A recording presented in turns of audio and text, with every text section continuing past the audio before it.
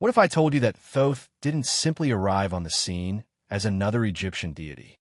His story begins at the very dawn of creation itself, in a place where myth and cosmic order intertwined so tightly that one could not exist without the other.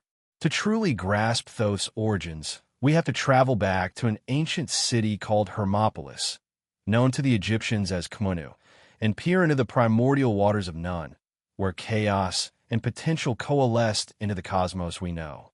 Hermopolis gets its Greek name, literally City of Hermes, because the Greeks perfectly saw Thoth in their own messenger god, Hermes.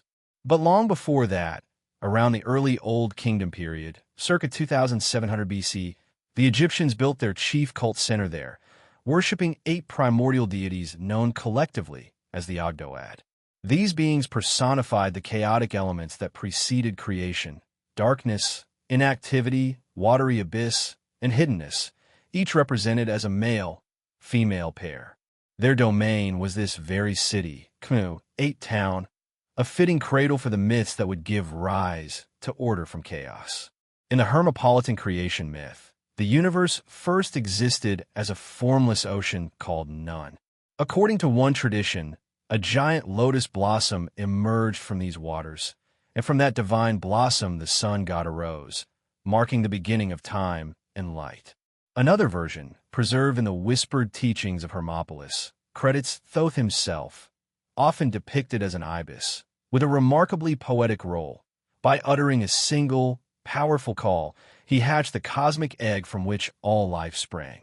Imagine that, a god whose voice alone gave birth to existence. But who is this voice?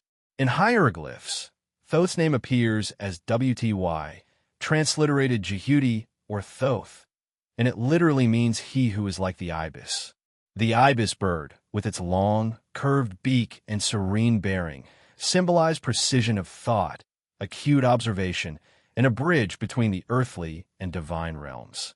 In other depictions, Thoth could also take the form of a baboon, another creature sacred to lunar cycles and hidden wisdom. Either way, the ancients recognized in him the perfect embodiment of intellect, memory, and cosmic balance. The earliest certain references to the Ogdoad date to the reign of Hatshepsut in the 18th dynasty, circa 1479 to 1458 BC, inscribed in the Spios Artemidos temple reliefs. Yet the worship of Thoth at Hermopolis goes back much further, rooted in the religious life of the late Old Kingdom and early Middle Kingdom, circa 2700 to 2000 BCE. Here, Thoth was not a peripheral figure. He was the divine scribe recording the will of the gods, the architect who measured the heavens and the keeper of celestial rhythms. His wisdom was so fundamental that scribes, scholars, and priests all turned to him for guidance on matters both mundane and mystical. What set Thoth apart wasn't just his role as a chronicler of events or a patron of writing.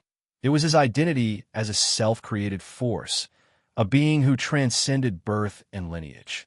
Some texts hint that he sprang spontaneously from the forehead of Set in a moment of divine inspiration, while others say he emerged from the lunar disk itself under the light of the crescent moon. Regardless of the variant, the common thread is that Thoth was never born in the human sense. He just was, and in that singular existence he carried the keys to understanding the universe. By the time of the coffin texts, circa 2100 to 1700 BC, Thoth had become firmly established as the mediator between gods and men.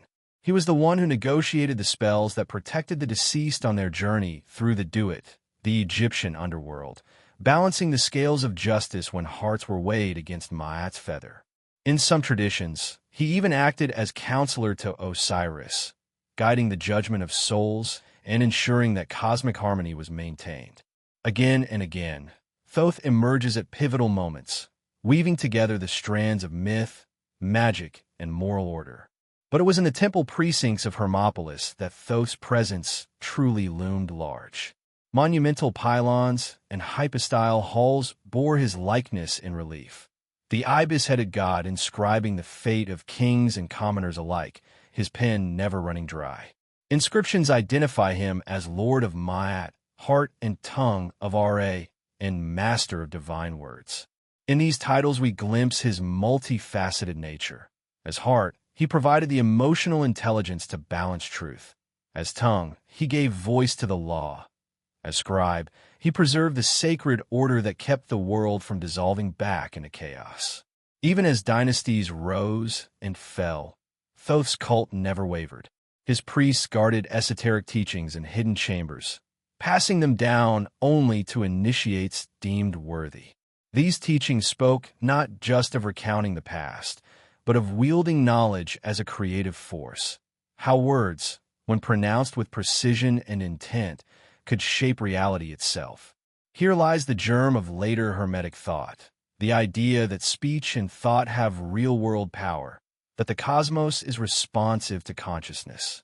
What about his relationships? In most genealogies, Thoth stands alone, self-generated and without pedigree, though later myths liken him to a companion of the goddess Ma'at, Order, and even paint him as a father to Seshet, the divine record-keeper. This lack of a conventional family tree underscores his fundamental, almost elemental status. He is less a member of a divine clan than the very principle by which clans and the cosmos hold together. By the New Kingdom, circa 1550 to 1070 BCE, Thoth's reputation had expanded beyond Egypt. Greeks arriving in the Delta immediately saw parallels to Hermes. Both were messengers, both guided souls, both dealt in arcane knowledge. This cross-cultural recognition laid the groundwork for Greek and later Hellenistic writings to cast Thoth and Hermes together as Hermes Trismegistus, thrice great Hermes, author of the Hermetic Corpus. But those chapters belong to the next section. For now, we've dipped our toes into the primeval waters where Thoth first stirred. We've seen how his emergence from chaos, his self-creation, and his role as cosmic scribe set him apart even among the vast pantheon of Egyptian gods. From Khmunu's eightfold mystery schools to the peak of Hermopolis's sanctuaries, Thoth's presence was the invisible thread stitching together myth, magic, and the very idea of knowledge itself. Thoth's stature in the Egyptian pantheon extends far beyond the role of a mere recorder of events. He is the very architect of cosmic order, the divine mediator who maintains balance between opposing forces. From the sunlit halls of the gods to the shadowy corridors of the afterlife, his influence permeates every facet of existence. Egyptians didn't relegate him to a single domain. Instead, they attributed to him mastery over writing, mathematics, magic, the calendar, and even the moon itself. In short, wherever knowledge, measurement, or mediation were needed, Thoth was there to preside. As the god of the moon, Thoth held sway over celestial rhythms. By day, Ra sailed across the sky in his solar bark. By night, it was Thoth who took the helm, illuminating the darkness with his lunar luminescence. This nightly voyage wasn't mere ornamentation. It symbolized his role in regulating time and maintaining the cycles that govern life, growth, and decay. Indeed, many credit him with inventing the 365-day calendar, a feat that aligned Egypt's agricultural calendar with the solar year and safeguarded the nation's prosperity. Yet Thoth's functions weren't restricted to astronomy or chronometry. He was the divine scribe, the patron of scribes and scholars, credited with the invention of writing and hieroglyphs themselves. In the words of one temple inscription, he is lauded as Lord of Divine Words, a title that underscores the ancient Egyptians' belief in the real, creative power of speech. A correctly uttered word, they held, could alter reality, summoning protection, enacting spells, or even reshaping matter. Thoth, wielding his reed pen and palette, recorded not only the deeds of gods and men, but the very laws that governed existence. His close association with Ma'at, the personification of truth, justice, and cosmic balance, reveals another dimension of his divinity. In the underworld scenes of the weighing of the heart, it is Ma'at's feather that serves as the standard of purity and order, yet it is Thoth who meticulously records the outcome. As heart and tongue of Ra, he acts as counselor to the sun god himself, translating divine will into cosmic law and ensuring that Ma'at prevails over chaos. His impartiality in these judgments cemented his reputation as the ultimate arbiter of right and wrong. Thoth's role in funerary rites further underscores his guardianship over transition and transformation. When a soul reaches the Duat, the Egyptian underworld, it must undergo trials to determine its worthiness of eternal life. In many tomb paintings and papyri, Thoth appears in baboon form. Ani, guardian of equilibrium, standing beside Osiris to record the delicate balance between the heart of the deceased and Maat's feather. A heart too heavy with sin spells annihilation. One in balance grants passage to higher realms. In this capacity, Thoth is not merely a scribe, but a custodian of souls, guiding them toward transcendence. His diplomatic talents weren't limited to gods and souls either. Myths recount Thoth's interventions in divine disputes, restoring order whenever conflicts threaten the harmony of creation. In one tale, he negotiates peace between Ra and the lioness goddess Sekhmet, whose wrath endangers both gods and mortals. In another, he aids Isis by teaching her the secret name of Ra, empowering her to resurrect Osiris. These stories highlight Thoth's status as mediator, negotiator, and healer, roles that evoke his calm wisdom and deep understanding of cosmic law. In iconography, Thoth's dual depictions, as an ibis-headed man and as a baboon, are rich with symbolism. The ibis, with its slender beak and deliberate movements, embodies keen observation and intellectual precision. The baboon, associated with lunar cycles and the dawn's first light, conveys intuition, communal knowledge, and the bridging of material and spiritual realms. Whether grasping a stylus or perched atop a scroll, Thoth's image reminded worshippers that knowledge and balance are inseparable, and that mastery over words and numbers is mastery over reality itself. Thoth's familial connections underscore his centrality in the divine order. Though often described as self-generated, without mother or father, later traditions cast him as the husband of Maat and the father of Seshet, the goddess of writing, measurement, and architecture. This pairing is no accident. Maat provides the framework of order, while Seshet inscribes that order onto the world, with Thoth guiding both processes. Their triad encapsulates the cycle of truth, recording, and preservation, the very heart of Egyptian cosmology. The titles bestowed upon him read like a compendium of divine functions: Lord of the Moon, Master of the Balance, Measurer of the Heavens, Guide of the Departed, and Keeper of Secrets. Under these epithets, Thoth's cult flourished, attracting devotees who sought mastery over language, ritual, and the hidden patterns of existence. Texts attributed to him, ranging from ritual spells in the pyramid texts to the magical formulas of the Book of the Dead, offered glimpses into his vast repository of knowledge. However, the most esoteric teachings were jealously guarded by temple priests, passed only to initiates deemed worthy of their power. By the New Kingdom, Thoth's influence had spread beyond Hermopolis to temples across Egypt and even into Nubia. His priests served as keepers of state documents, royal annals, and astronomical observations. Pharaohs commissioned him monuments and hymns, invoking his aid in wisdom and justice. Yet despite his official prominence, much of Thoth's deepest lore remained hidden, locked in cryptic hieroglyphs and buried within subterranean sanctuaries. Only through careful initiation could one access the wisdom that, according to legend, could grant immortality, mastery over the elements, or even the ability to traverse time itself. Thoth's divine role thus encompasses creation, preservation, and transformation. He stands at the nexus of speech and silence, light and darkness, life and death. As the scribe of the cosmos, he inscribes the laws that prevent the unraveling of reality. As the mediator, he bridges the realms of gods and humans. As the lunar guide, he ensures that time itself remains in harmonious motion.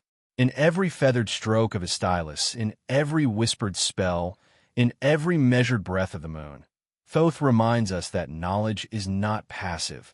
It is the active force that shapes all that is.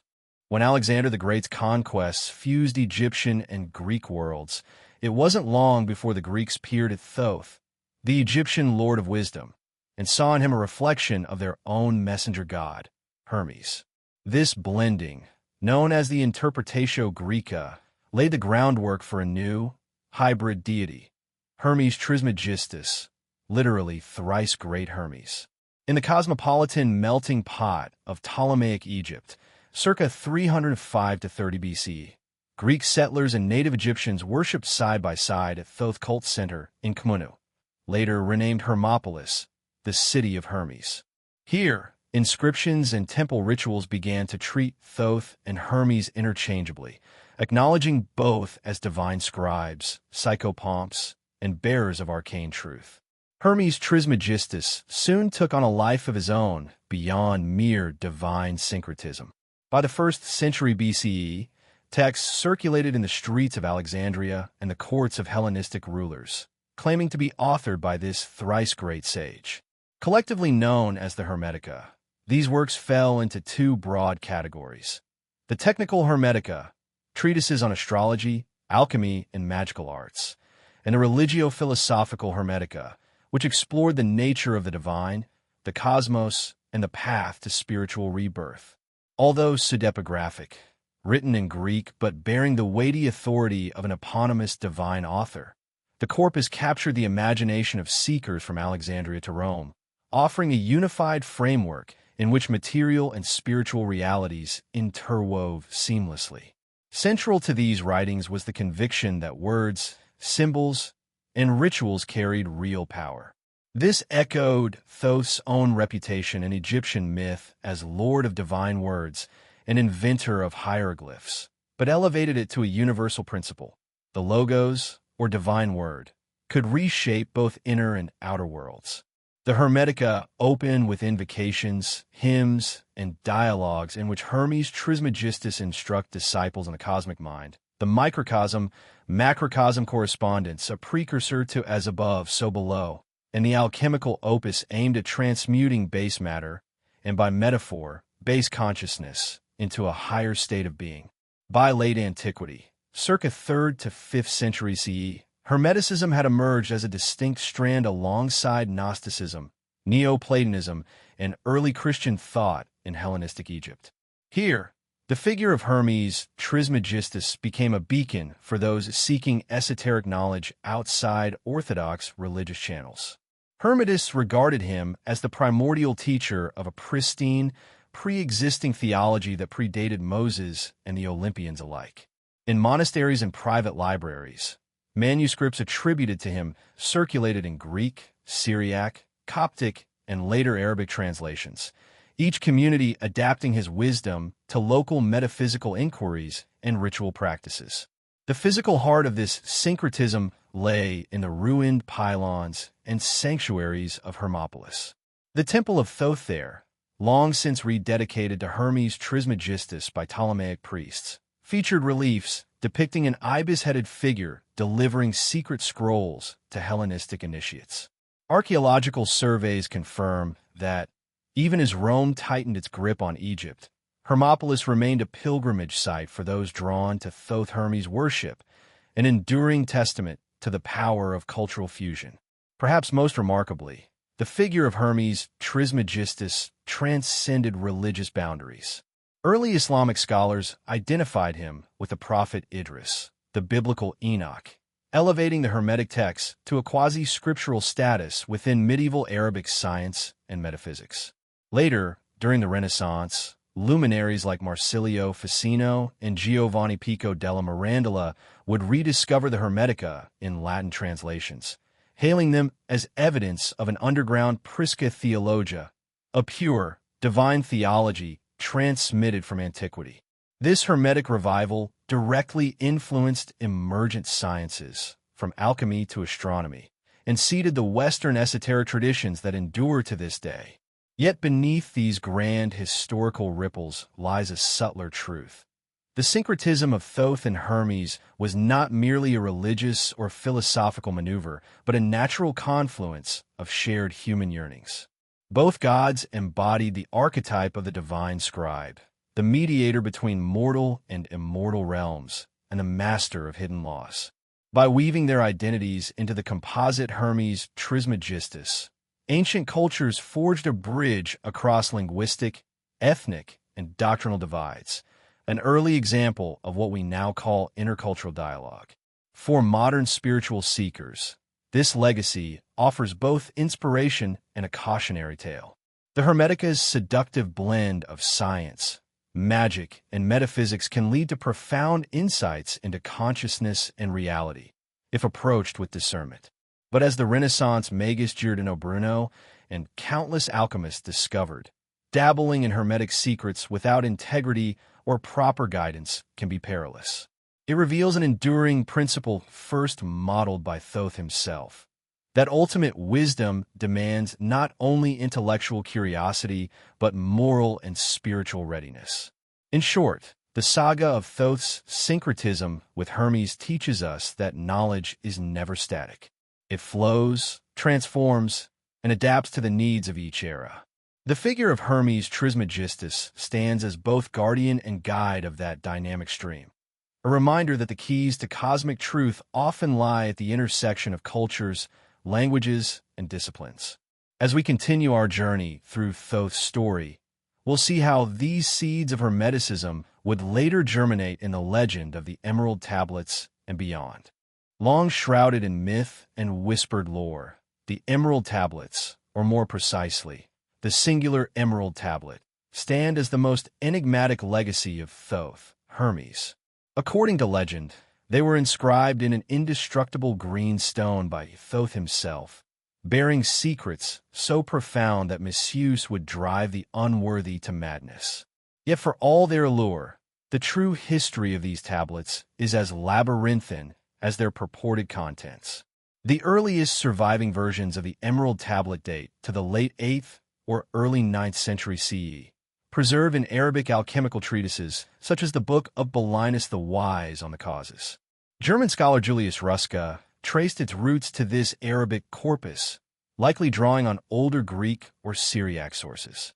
In these Arabic manuscripts, the text is attributed to Belinus, a pseudonymous Apollonius of Tyana, who claims to have descended into a subterranean vault beneath a statue of Hermes in Tyana. There, he discovered a corpse clutching the luminous tablet on a golden throne, an image that lends the work its mystical provenance. By the 12th century, the tablet had slipped into Western Europe via Latin translations.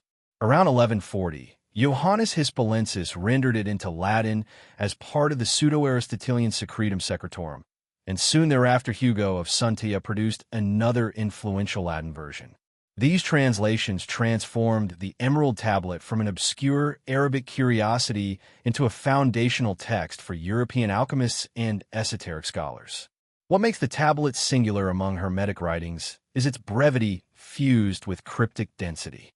In just a few terse lines, sometimes as few as 12, its verses outline a cosmic blueprint. That which is below corresponds to that which is above, and that which is above corresponds to that which is below. And as all things have come from one, through the mediation of one, so all things follow birth from this one thing.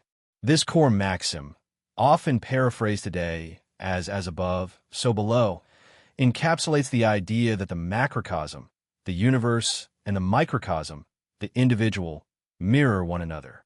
It suggests a unified field of being wherein the structure of reality can be grasped by understanding the interplay between inner and outer worlds. Yet the tablet's teachings dive deeper than mere correspondence. They speak of prima materia, the singular primal substance from which all elements and states of matter arise. Solve et coagula, the alchemical process of dissolution and recombination, symbolic of death and rebirth, both material and spiritual. The one thing, an ineffable principle, sometimes called the philosopher's stone, which unites opposites and grants mastery over nature. Reading between the lines, medieval alchemists found a roadmap to transmute base metals into gold and to purify the soul. Renaissance magi like Paracelsus and Cornelius Agrippa lavished annotations upon the tablet, forging intricate commentaries that intertwined Hermetic, Christian, and Kabbalistic lore. Despite, or perhaps because of, its brevity, the Emerald Tablet was believed to possess quasi-magical properties. Legends recount that the tablet's letters were engraved so deeply that no force could erode them, and that its very presence conferred invulnerability and transcendence. Some manuscripts even describe ritual preparations for reading it, purified chambers, lunar alignments, and incantations to ward off malevolent forces. Only the truly prepared, those who had mastered inner purification, could glean its full power without falling prey to its paradoxes. Over the centuries, the tablet's influence rippled through mystery schools, alchemical circles, and esoteric lodges. In the medieval period, scribes and monasteries copied Latin versions alongside biblical texts, weaving Hermetic precepts into Christian scholasticism. During the Italian Renaissance, humanists like Marsilio Ficino elevated Hermes Trismegistus to near-apostolic status, arguing that his theology predated Moses and Plato. The surge of interest led to multiple printed editions of the tablet in the 16th and 17th centuries, often bound together with Johann Meyer's emblematic woodcuts depicting the creative process in emblem books like Atalanta Fusions. Yet mainstream historians have long dismissed the Emerald Tablet as a medieval fabrication, its allegory too attenuated and its provenance too convoluted for literal credence. Modern scholarship places its composition in the Abbasid era, a time when Islamic scholars synthesized Greek philosophy, Persian mystical traditions, and Egyptian lore into new cosmological models. Its survival into the Latin West owes less to continuity from Thoth himself and more to the meteoric appeal of Hermetic ideas during periods of intellectual upheaval. Still, dismissing the tablet as mere pseudepigrapha misses the deeper truth, its role as a catalytic matrix for evolving conceptions of reality.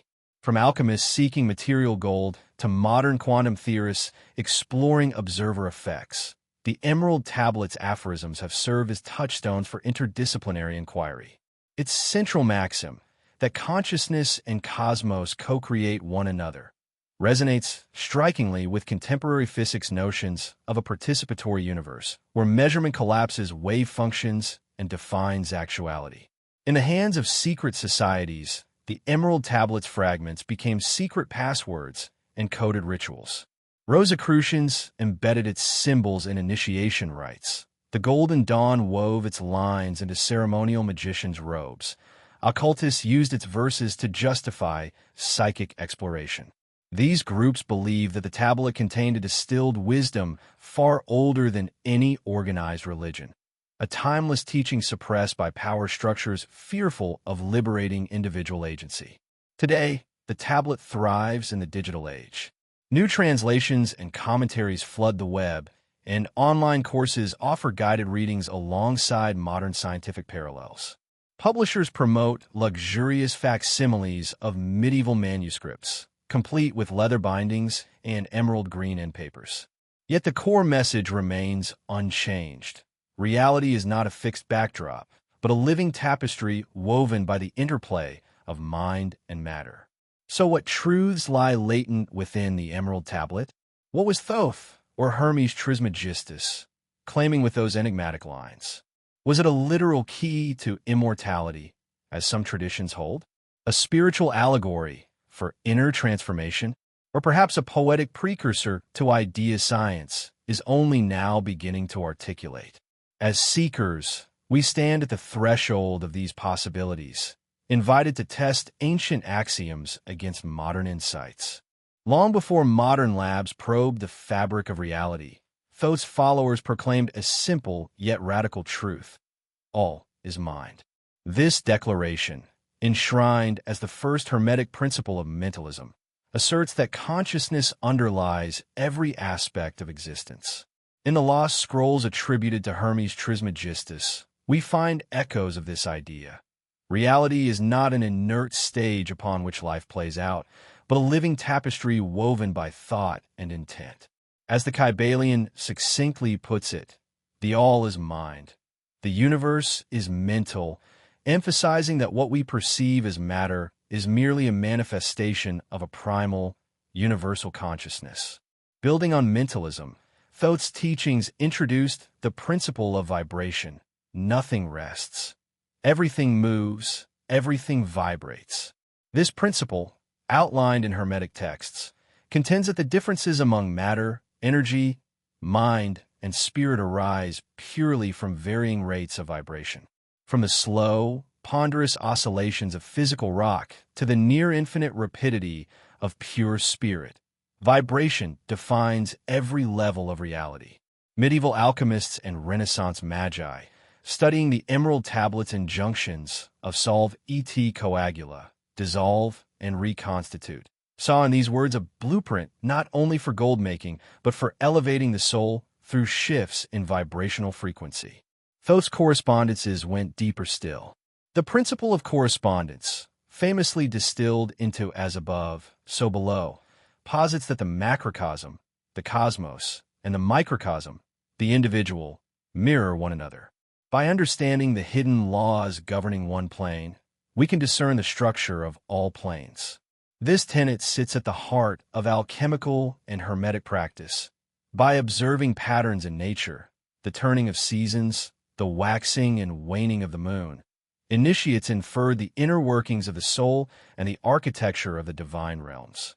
Thus, the cosmos becomes a hall of mirrors, each reflection offering clues to our own inner landscape. Intriguingly, modern quantum physics furnishes a scientific counterpart to these ancient insights. The observer effect, demonstrated in the double-slit experiment, reveals that the mere act of observation alters the behavior of quantum particles. While mainstream physics attributes this to measurement disturbance rather than mystical mind power, the parallel to Hermetic thought is striking. Consciousness and reality are inseparable. As one popular overview notes, reality is not fixed, but shaped by consciousness, a bridge between Gnostic lore, Eastern philosophy, and Thoth's teaching that thought is the first act of creation. Even the idea of multiple planes of existence, physical, emotional, mental, and spiritual, finds resonance in both Hermetic texts and speculative physics.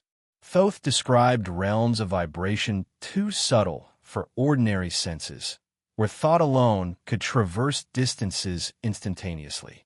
In contemporary parlance, this mirrors theories of quantum entanglement, which posit non-local connections between particles irrespective of space or time. Some modern commentators argue that such phenomena echo Hermetic claims of a unified field. Hermeticism, with its focus on the unity and interconnectedness of the all, aligns with the quantum view of a non-local, entangled reality where the observer cannot be detached from the observed. Yet the boldest bridge between Thoth's wisdom and modern inquiry arises in quantum consciousness theories. Philosophers Roger Penrose and Stuart Hameroff, through their orchestroir model, propose that consciousness emerges from quantum processes within brain microtubules, hinting that awareness may be a fundamental property of the universe rather than a byproduct of neurons. This notion dovetails with Hermetic mentalism. If mind is the fabric of all, then the brain is but an instrument tuning into a universal mind. While orchestroir remains controversial, it exemplifies the enduring Hermetic quest to map consciousness onto the architecture of reality itself. Taken together, these teachings invite us to reconsider our role in the cosmos. We are not passive observers, but active participants, co-creators of the world we inhabit. Thoth's legacy challenges the assumption that external circumstances fully determine experience. Instead, it emphasizes mastery of thought, precision of intent, and alignment of inner vibration with the harmonies of the cosmos. In this worldview, meditation, ritual speech, and symbolic art become practical tools for reshaping one's environment, an alchemy of consciousness that transcends mere metaphor and enters the realm of lived. It's clear that Thoth's insights anticipated questions still at the frontier of science and spirituality. From the Hermetic assertion that the all is mind to the enigmatic folds of quantum theory, the active role of consciousness remains a profound mystery. From the moment a soul leaves its body, Thoth steps forward as both guide and recorder, shaping the very mechanics of death, judgment, and the promise of rebirth. In Egyptian belief, dying was not an end, but a transition, a perilous journey through the underworld, where the fate of each soul hinged on its alignment with Ma'at, the cosmic principle of balance and truth. It is here, in the Hall of Two Truths, that Thoth's role becomes paramount. Perched beside the golden scales, he meticulously notes every nuance of the weighing of the heart ritual, determining whether the departed is worthy of ascending to higher realms or condemned to oblivion. The ritual itself unfolds under the watchful eyes of Anubis, who leads the soul to the scales, and Osiris, the judge of the dead. Ma'at's feather, the symbol of perfect order, rests on one pan, while the heart of the deceased is placed on the other. An ibis-headed Thoth stands ready with reed and palette, recording the verdict in precise hieroglyphs. If the heart balances evenly with the feather, the soul is declared true of voice, Makaru, and granted passage into Seketetapu, the Elysian fields of eternal bliss. If not, the heart is devoured by Ammit, the devourer of the unworthy, and the soul is lost forever. But Thoth's involvement transcends mere record-keeping. In the coffin texts and later the Book of the Dead, he acts as counselor and protector, teaching the spells and passwords that allow the soul to navigate hidden gates, evade monstrous guardians, and emerge unscathed. These spells, often addressed directly to Thoth, invoke his authority to open the secret ways and reveal the hidden paths within the Duat, underscoring the belief that only through his wisdom can one achieve safe passage. Central to this underworld geography are the halls of Amini, sometimes conflated with the Duat itself, but more accurately described as a hall of transition where souls prepare for rebirth. Amini, meaning the hidden place, functions as a cosmic threshold, a distortion filter between the material plane and the realm of pure spirit. Here, it is said, souls shed the vestiges of their physical lives, undergoing purification through trials that mirror the alchemical processes of solve et coagula. Only those who master these inner transformations may ascend beyond the cycle of death and rebirth. While the Emerald Tablets legend speaks of secret chambers and keys to a many guarded by Thoth himself, Egyptian funerary texts present a more grounded vision. Thoth, as the divine facilitator of the soul's journey through layers of darkness, emerging into light. Drawing from the papyrus of Ani and other funerary manuscripts, initiates understood that Thoth's guided recitation of spells could bend the cosmic laws temporarily, granting them immunity from hostile entities and access to chambers reserved for the spiritually evolved. Yet beyond the mechanics of spells and scales, Thoth offers a profound philosophical promise. Death is not an annihilation of consciousness, but a transformation into a higher mode of being. In his dual ibis and baboon forms, he embodies both the precision of written law and the intuitive mysteries of lunar cycles, an apt metaphor for the soul's passage from the governed world of form to the freer realm of pure thought. As Baboon Thoth, he welcomes the soul before the rising sun, symbolizing renewal and the eternal cycle of nights and dawns. This view of death as a gateway to ascension influenced esoteric traditions far beyond Egypt's borders.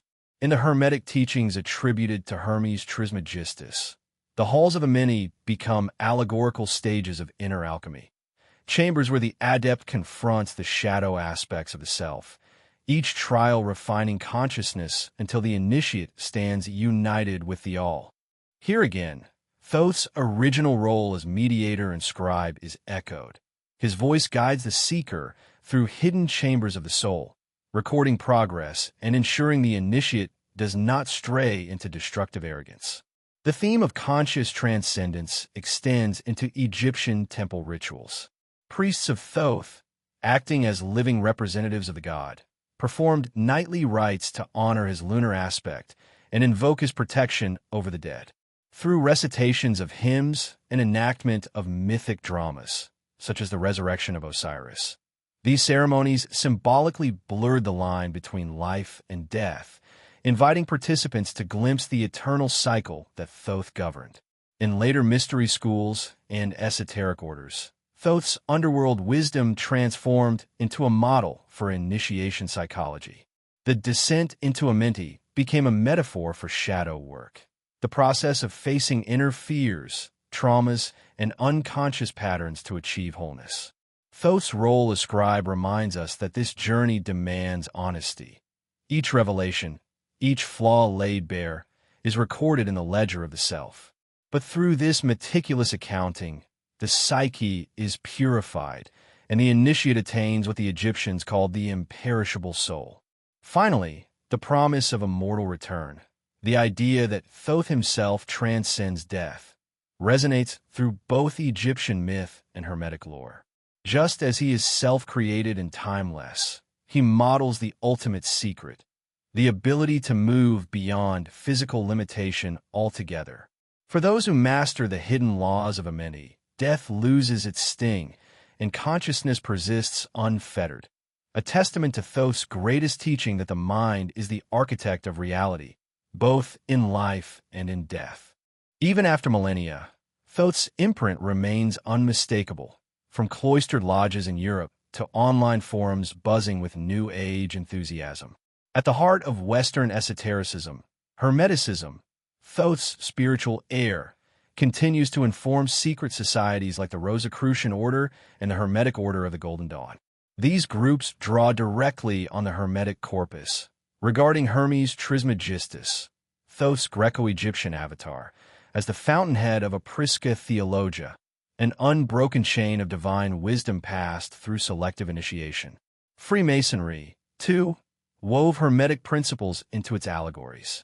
Masonic rituals reference the tools of Thoth's craft, pens, scales, and scrolls, to symbolize moral measurement and the pursuit of truth. Initiates study the same maxim etched on the emerald tablet, as above, so below, interpreting it as guidance for harmonizing personal conduct with universal law. In this way, Thoth's ancient counsel endures as a moral compass within organizations that prize symbolic architecture and ritualized learning. Beyond the hidden chambers of esoteric orders, a broader New Age movement has embraced Thoth's legacy, albeit through a more eclectic filter. Contemporary spiritual practitioners invoke Thoth in meditation recordings, channel his voice in guided visualizations, and attribute to him patronage over everything from lucid dreaming to psychic development. Online platforms host thousands of pages of Thoth meditations, claiming his lunar wisdom can recalibrate personal energy fields, a digital echo of his nocturnal bark steering cosmic cycles. Thoth's influence also percolates popular culture. In video games like Assassin's Creed Origins, players explore Hermopolis's ruins and interact with hieroglyphs honoring Thoth, seamlessly blending entertainment with immersive education. In literature and film, he appears as a cryptic oracle, sometimes benevolent, sometimes morally ambiguous, underscoring his role as gatekeeper of forbidden knowledge. Even tarot decks, featured in exhibitions like Tarot, Origins and Afterlives at London's Warburg Institute, trace their esoteric symbolism back to Hermetic archetypes first articulated by Thoth's followers. Scientific inquiry, too, has begun to resonate with Thoth's vision of consciousness as fundamental. Quantum theorists and consciousness researchers cite the Hermetic principle of mentalism as an early precursor to participatory universe models, suggesting that mind and matter co-arise. While mainstream science remains cautious, the striking parallels between observer effects and quantum mechanics and Thoth's assertion that all is mind have fueled interdisciplinary dialogues, each seeking to decipher the cosmic code he first penned. In academic circles, scholars examine papyri, temple reliefs, and medieval manuscripts to chart how Thoth's image evolved across cultures.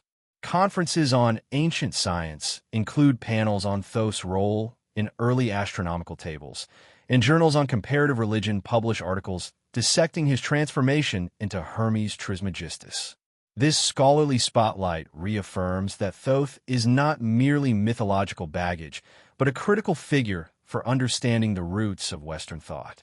At the same time, grassroots initiatives like online Insights Academies and Hermetic study groups offer guided curricula on meditation, ritual, and ethical application of ancient wisdom.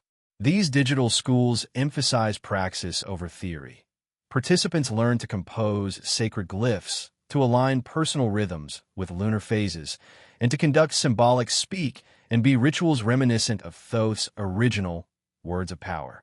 By blending interactive technology with age-old teachings, they keep his living tradition adaptive and accessible. What does this modern tapestry tell us? That Thoth's wisdom was never static. From temple hypostyles to Zoom webinars, his teachings morph to fit each culture's needs.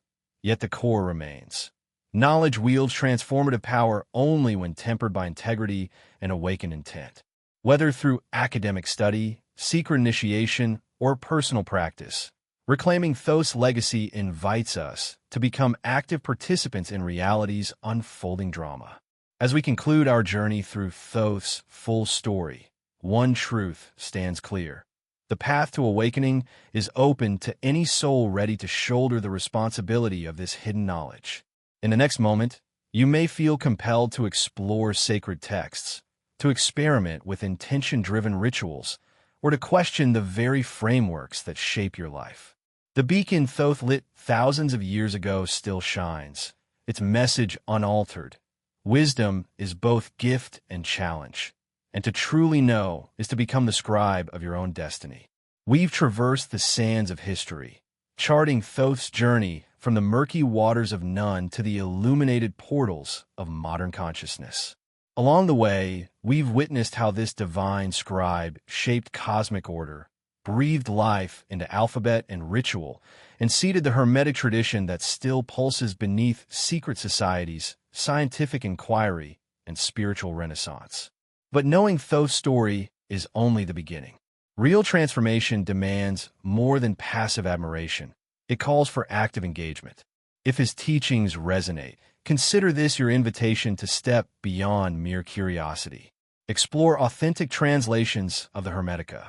Practice the principle of mentalism by observing how your thoughts color reality. Experiment with lunar meditations, mapping your personal cycles against ancient calendars. Most importantly, cultivate integrity. Thoth's wisdom was always safeguarded by ethical rigor, his secrets reserved for the ready. Do not chase esoteric power for its own sake, but pursue knowledge as a means to balance, justice, and creative expression. Use what you learn to heal divisions, both within yourself and in the world. As you integrate these insights, remember that the true scribe of your life is you.